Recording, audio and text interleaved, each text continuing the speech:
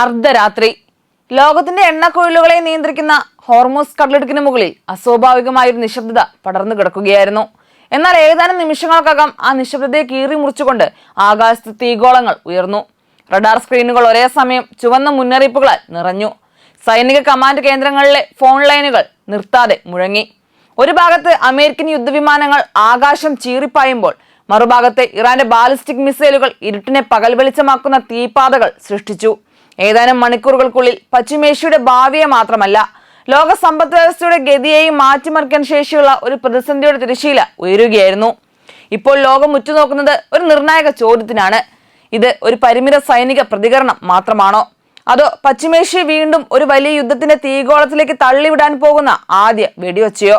അമേരിക്കയും ഇറാനും തമ്മിൽ ഹോർമൂസിന്റെ ആകാശത്ത് ഉയർത്തുന്ന ഈ പുതിയ തീപ്പൊരി വരും ദിവസങ്ങളിൽ ലോക രാഷ്ട്രീയത്തിന്റെ ദിശ തന്നെ മാറ്റിമറിക്കാൻ ശേഷിയുള്ളതാണെന്ന് വ്യക്തമാണ്. ഹോർമൂസ് കടലിടുക്കിന് സമീപം ഒരു അമേരിക്കൻ അപ്പാച്ചെ ഹെലികോപ്റ്റർ തകർന്ന സംഭവമാണ് നിലവിലെ പ്രതിസന്ധിയുടെ കേന്ദ്ര ബിന്ദുവായി മാറിയത്. ഈ സംഭവത്തിന് പിന്നിൽ ഇറാനിയൻ ഡ്രോണിന്റെ ഇടപെടലുണ്ടെന്ന പ്രാഥമിക വിലയിരുത്തലുകളെ തുടർന്ന് അമേരിക്ക അതിവേഗ സൈനിക പ്രതികരണത്തിലേക്ക് നീങ്ങിയതായി റിപ്പോർട്ടുകളുണ്ട്. തെക്കൻ ഇറാനിലെ വ്യോമ പ്രതിരോധ സംവിധാനങ്ങൾ, നിരീക്ഷണ റഡാറുകൾ, നിയന്ത്രണ കേന്ദ്രങ്ങൾ എന്നിവ ലക്ഷ്യമിട്ട് അമേരിക്ക നടത്തിയ ആക്രമണങ്ങൾ മേഖലയിൽ വലിയ ആശങ്കയ്ക്ക് കാരണമായി. ജാസ്ക്, ബന്ദർ അബ്ബാസ്, വേഷൻ ദ്വീപ് തുടങ്ങിയ തന്ത്രപ്രധാന മേഖലകളിൽ സ്ഫോടനങ്ങൾ റിപ്പോർട്ട് ചെയ്യപ്പെട്ടതോടെ സംഘർഷം കൂടുതൽ വ്യാപിക്കുമെന്ന ഭയം ശക്തിപ്പെട്ടു. എന്നാൽ അമേരിക്കയുടെ നടപടിക്ക് പിന്നാലെ ഇറാനും ശക്തമായ തിരിച്ചടിയാണ് അവകാശപ്പെടുന്നത്. IRGCയുടെ പ്രസ്താവന പ്രകാരം അവരുടെ എയറോസ്പേസ് ഫോഴ്സ് ഖര ഇന്ധന ബാലിസ്റ്റിക് മിസൈലുകൾ ഉപയോഗിച്ച് മേഖലയിലെ നിരവധി അമേരിക്കൻ സൈനിക ലക്ഷ്യങ്ങൾ ആക്രമിച്ചു. അമേരിക്കൻ സൈന്യത്തിന്റെ കമാൻഡ് ആൻഡ് കൺട്രോൾ കേന്ദ്രങ്ങളും അത്യാധുനിക യുദ്ധവിമാനങ്ങൾ സൂക്ഷിച്ചിരിക്കുന്ന ഹാങ്കറുകളും ഉൾപ്പെടെ പ്രധാന കേന്ദ്രങ്ങൾ ആക്രമണത്തിൽ തകർന്നതായി IRGC അവകാശപ്പെട്ടു. കൂടാതെ മേഖലയിലെ അമേരിക്കൻ വ്യോമനാവിക താവളങ്ങളുമായി ബന്ധപ്പെട്ട 21 ലക്ഷ്യങ്ങൾ ആക്രമിച്ചതായും അവർ അറിയിച്ചു. ഇറാന്റെ പ്രസ്താവനയിൽ ഏറ്റവും ശ്രദ്ധേയമായത് അതിന്റെ ഭാഷയായിരുന്നു. ഇത് വെറും പ്രതിരോധ നടപടിയല്ലെന്നും അമേരിക്കയുടെ തുടർച്ചയായ ആക്രമണങ്ങൾക്കും കുറ്റകൃത്യങ്ങൾക്കുമെതിരായ പ്രതികാര നടപടിയുടെ ഭാഗമാണെന്നും IRGC വ്യക്തമാക്കി. ഭാവിയിൽ അമേരിക്കയിൽ നിന്ന് പുതിയ ആക്രമണങ്ങൾ ഉണ്ടായാൽ അതിലും കടുത്ത തിരിച്ചടി നൽകാൻ തങ്ങളുടെ സൈന്യം പൂർണ്ണ സജ്ജമാണെന്നും അവർ മുന്നറിയിപ്പ് നൽകി.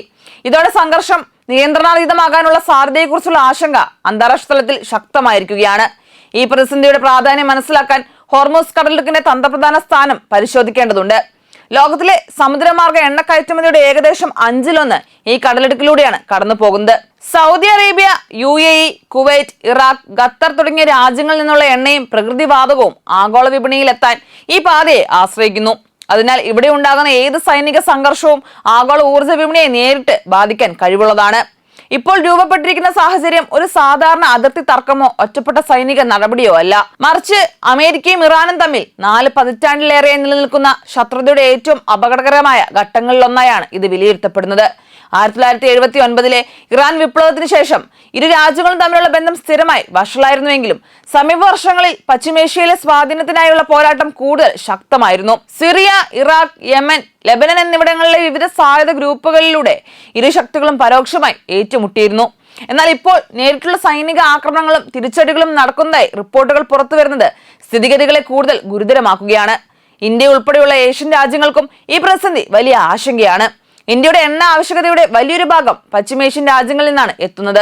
ഹോർമൂസ് കടലിടുക്കിൽ സുരക്ഷാ ഭീഷണി ഉയർന്നാൽ എണ്ണക്കപ്പലുകളുടെ ഗതാഗതം തടസ്സപ്പെടാനും എണ്ണവില കുത്തനെ ഉയരാനും സാധ്യതയുണ്ട്.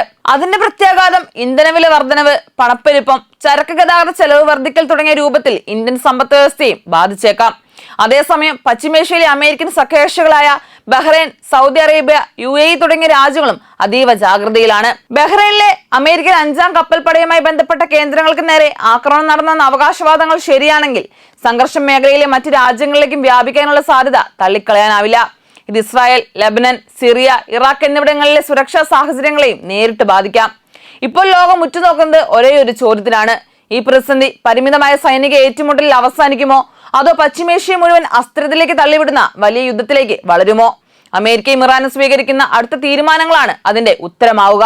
എന്നാൽ ഒരു കാര്യം വ്യക്തമാണ്: ഹോർമൂസ് കടലിടുക്കിൽ ഉയർന്നിരിക്കുന്ന ഈ പുതിയ സംഘർഷം വെറും 2 രാജ്യങ്ങൾ തമ്മിലുള്ള പ്രശ്നമല്ല, ലോകരാഷ്ട്രീയത്തെയും ആഗോള സമ്പദ് വ്യവസ്ഥയെയും നേരിട്ട് സ്വാധീനിക്കാൻ ശേഷിയുള്ള ഒരു നിർണായക പ്രതിസന്ധിയായി അത് മാറിക്കഴിഞ്ഞിരിക്കുകയാണ്.